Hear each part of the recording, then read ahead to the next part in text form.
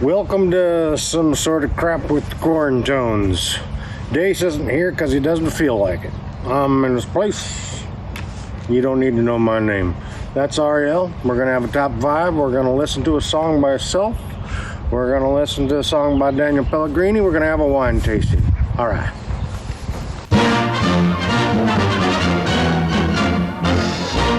More than 63,000 jam Yankee Stadium for the series, and see an old series hand, Joe DiMaggio, throw out the first ball. It's the Yankees taking on the Cincinnati Reds, and the Yanks' Elston Howard unleashes some of the famed Yankee power as he lashes one into the right field stands. This is the homer habit that Yankee rivals dread. Well, they chalked up 240 homers during the regular season.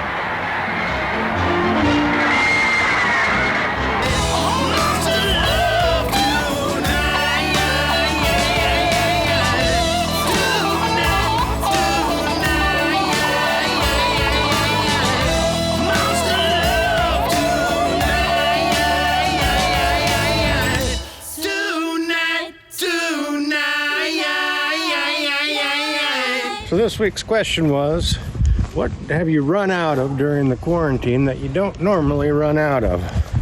Here to help us with the top 5 this week is some dude named Eric Anderson. So Eric, what is number 5? Stick on googly eyes for my plants. Stick on googly eyes for my plants. All right, number 4. Brain Marbles by Taylor S. Number 3, Jail Time, Ariel's mom. Wait for laughter. Number 2, Patience, that's Jackie S. And number 1, Episodes of the Tiger King. Yay! And now for a song from the Night at the Opry album by Sealth. A song that tells you what to do and when to do it. It's called Clickity Clack.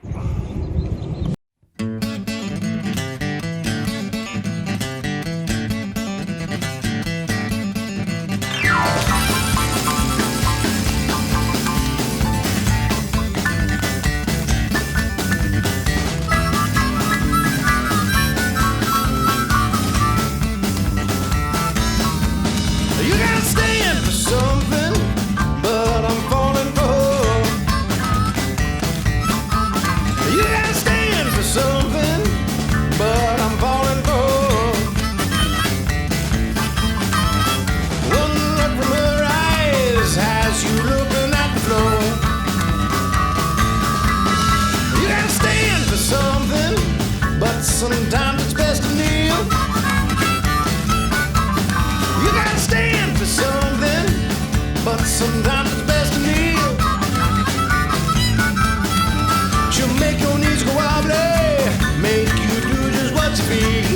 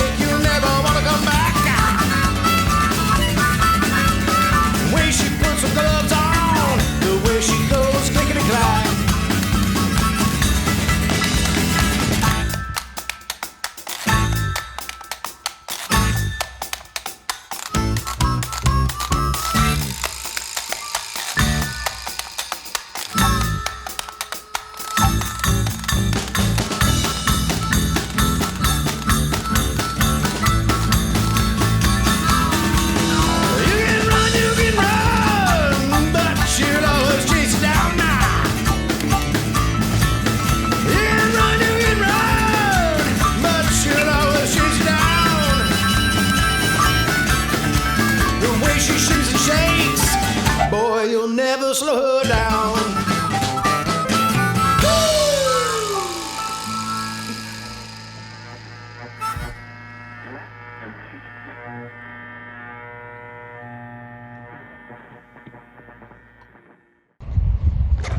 Oh, that was like 1.5 feet.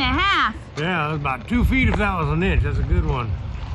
Oh, wow. Now you go ahead, you take that just one ollie at a time. That was 3 feet there. So we've got some friends coming over virtually, of course, and we're gonna do some wine tasting. Daniel Pellegrini is one of these friends. He's a local musician. I'm sure all of our friends have seen him play.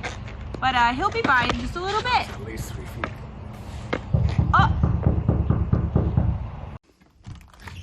Beep, beep, bop, beep, bop, beep. It is a Computeli 2020 here for a wine tasting and interview with Daniel Pellegrini. Beep. So anyway, I thought I'd get us all together and do a wine tasting. Yay! Well, I thought we'd just go in a little circle here and everybody tell us about what you're drinking and give us a little report on it. I was drinking the cheapest Pinot Grigio I think I've ever had in my house. It was a screw top and it said vino on it. Nice. yeah. But it was the only white wine I could find. And I wanted to drink white wine with dinner. Is it good? No, it sucked. All right. It sucked. I actually had Emma taste it. I'm like, did that go bad? Like it was kind of tart. Like vinegar turned into No, not vinegar. Not that obvious, but look, I drank it anyway. I'm classy with the K. What are you drinking? I took notes and everything. Wow. I am drinking a nice, I'll show you this. It's from UV Furum Winery. I don't know what Furum means. So it's a local Maple Valley winery that just opened up, and I'm drinking a Chardonnay. It's a white wine. It's 100% Chardonnay, which is the world's most planted white grape. That's right. And Because it gets used in champagne and rosé quite a bit as well. This pairs well with fresh herbs, nutty cheeses, and seafood. Nutty cheeses. It smells very buttery. Buttery. So, buttery. So, would you say that it's been malolactically fermented? Yeah. All right. It's pretty clear. It smells really like fruity and buttery. There is a process where the malic acid in wine turns into lactic acid, and they call that malolactic fermentation. It's not actually fermentation, but it's often called that. What they say really makes for a buttery taste. So it generally happens in most red wines, and every once in a while they'll do it in a Chardonnay. It tastes very buttery and oaky to me. What's going on? What are you over sucking there? out of your cask there, Pops? I was going to give you a little lesson on whiskey. Did you know that whiskey is spelled 2 different ways depending on where you're from? No. Yeah, this is American right here. You read that? It says Templeton the good Rye, stuff. the good stuff. Whiskey is spelled with an E, E-Y. And then there's, But that's Irish. this is recognizable, right? Yeah, it is. Look how it's spelled. Same. Same. Apparently there was a council or something some years back that decided that whiskey made in the U.S. and whiskey made in Ireland would be spelled the same way. Oh, really? Yeah. Now here's one that's made from Scotland. It's a single malt. Look how it's spelled. There's no E in there. Oh. No, we- W-I-S-K-Y. So then. That one has Ken Young on it. Special oh blend. damn. Let's get back to business here. As far as containers, what to drink out of, I got 2 different kinds here. This is called a dram. This is called a shot. You shoot shots, but you don't shoot drams. And it's about So the you don't same look amount. like a fool at the fancy bar. Well, yeah. Say this one is the one you sniff, and you got your finger out a little bit. It's like a brandy sniff. Yeah, you sip it. That's hard to say. This is for the really good stuff, okay? And you just sort of sniff it. So what'd you put in there? What's in there? My whiskey. I had 2 of these white dogs, and I poured them in the whiskey barrel. Put the cap on it, and forget it. We're around So the white past. dog started out being just white. It looked like Everclear, and then or moonshine, right? And then you put it in the barrel. It's got charcoal lining in it, and after a month, it started taking on that yellow tinge, and then it gradually got darker and darker and darker. So how long did you age it in the barrel? Oh, if I were lying to you, I'd probably say about a year, but actually it was only about 5 months. Oh wow! So it gets dark that fast. Quite, it's quite mellow. It's got a real nice color to it. It's clear. Looks like urine. It looks nice. Ew, the mic need to doesn't hydrate. look like that. If that's what Wow, your you urine need to looks drink like. some water, man. And you can taste the notes, what they call the notes or the different flavors, same as wine, I guess. You can taste the vanilla and there's a little bit of fruitiness to it too. But Nice. that's kind of cool.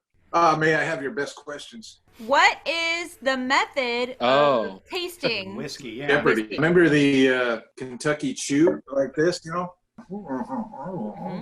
And you swish it around and you sort of chew it. But then you can get the taste in the back of your tongue and where your buds are, your buds, and you can sort of savor the notes. Oh, wow. Well, I stuck my hand out and look what I got. A dram. Wow. George Dickel rye. Dickel. No E. Little known fact about George Dickel: for only a nickel, he'll tickle your pickle. Wow, That on the bottle? I almost felt that comment. All right, excellent. Thank you. Well researched.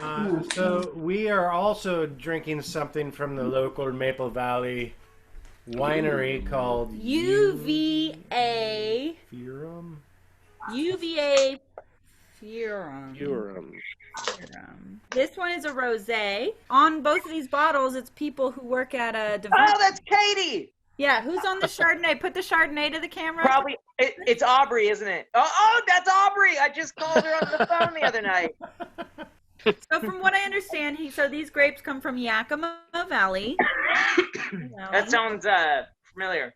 2019, and this is a 60% Malbec, 30% Pinot Noir, Pinot Weenie, 5% Syrah, and 5% Cabernet Sauvignon. In here, the color of this I really like. It's this coppery, peachy, yummy, perfect. I love this color for a rosé. It's nice. So first, Dace, we swirl. We check for color.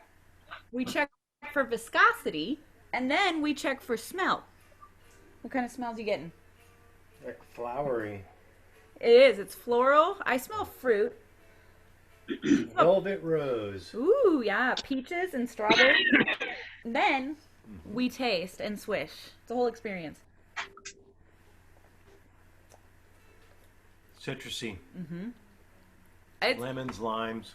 It's not sweet, but it's like, it's not super tart, which I like. It's not sweet at all, but it's got this kind of like openness about it. Grapefruit. Grapefruit. Yeah, there's like a bitterness at the end.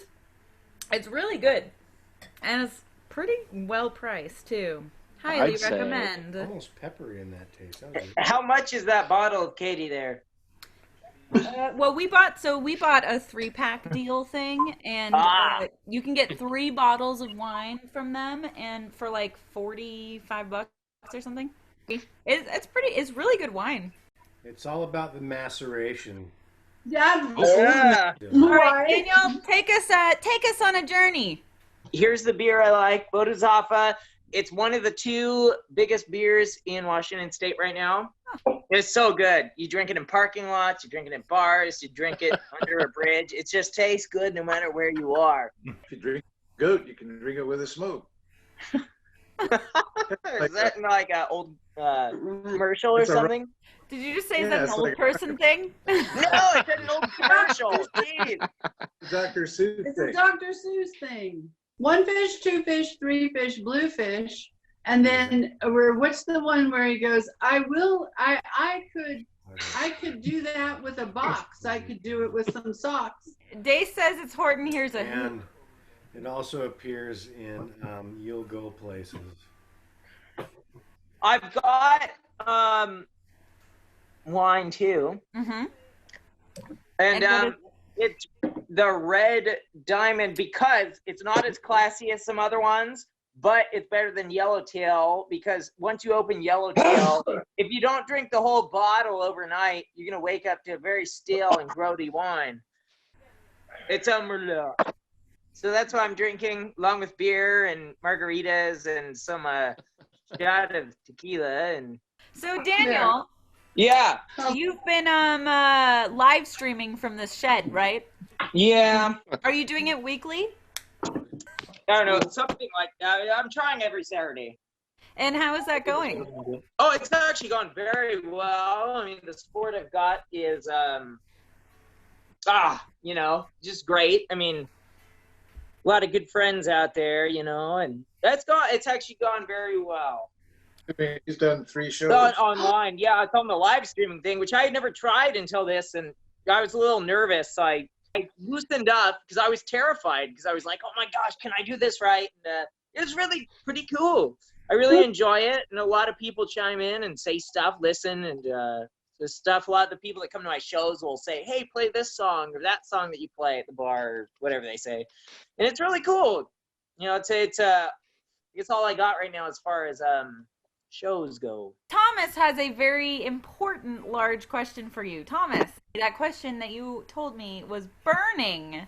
A burning question for Daniel Pellegrini. Question. What's your favorite episode of Frasier? He keeps asking me. It's probably the episode where they buy the restaurant together, which I think is in season 1 or 2 from I believe 93 or 94. And the dad is like, dude, you guys can't work together, because it's like they always fight, and then they buy the restaurant and everything seems great, and then you'll have to see what happens if you haven't seen it. It's probably my favorite episode just because I don't know why. I think it's just there's a charm to it because it's such a wreck, And then, the weirdest thing happened too. My dad kept asking me this question for you too. He kept asking incessantly, like, does Daniel Pellegrini. So, Dad, what was the question you had for Daniel Pellegrini? Does he check to see that he's got his shoes on the right feet? Sometimes. But does it matter, really? No, not anymore. It does. Yeah. You'll walk with your feet out weird. Yeah.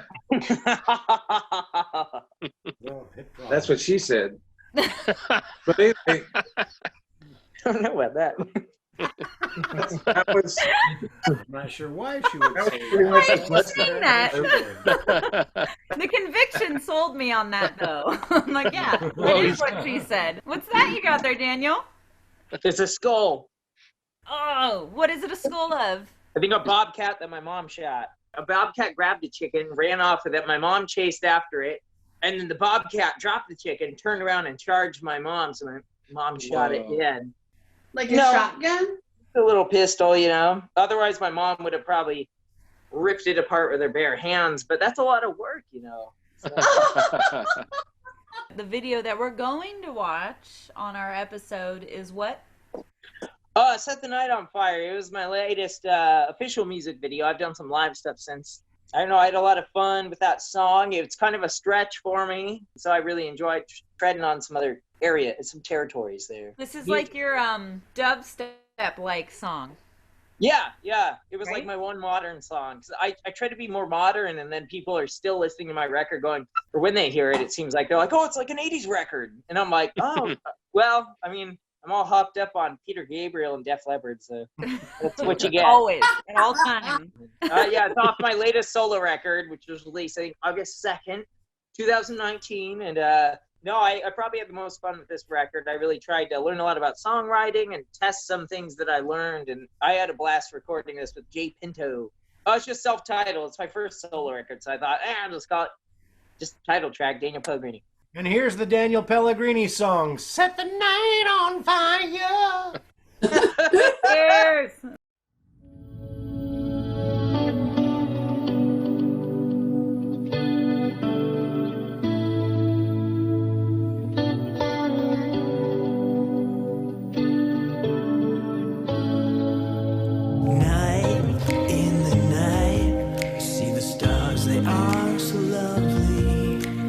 I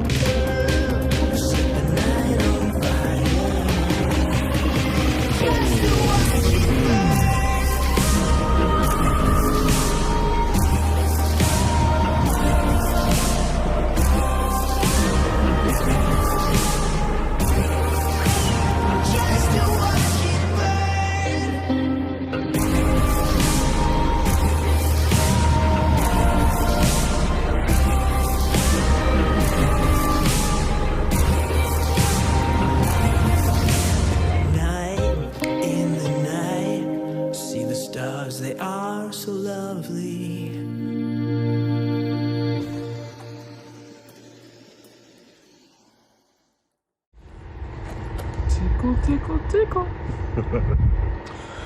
Well, thank you very much, Daniel Pellegrini. That was excellent. And that's about it for this episode of At Home with Them Dang Old Quarantones. I tell you something. We'll see you next week. And remember, take it one quarantine at a time. Thanks, Mom.